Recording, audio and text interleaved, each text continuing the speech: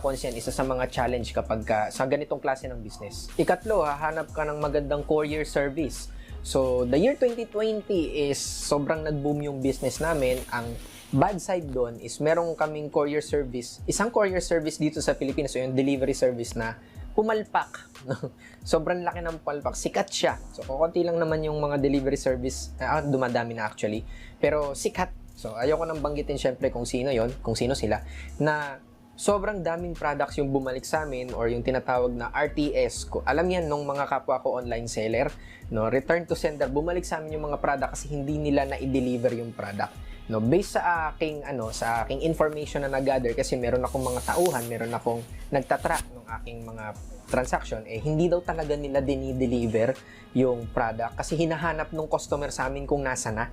No, tapos ang sinasabi ng courier na to ay hindi daw nire-receive ng client. So, sino nagsisinungaling?